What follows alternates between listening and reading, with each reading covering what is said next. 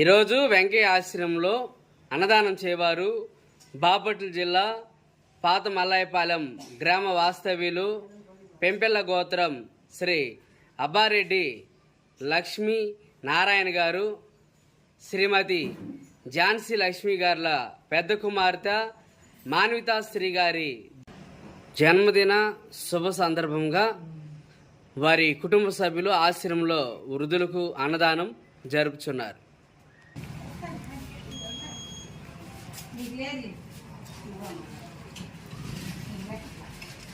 మాన్వితా శ్రీ గారికి పుట్టినరోజు శుభాకాంక్షలు తెలియజేస్తా ఉన్నాం.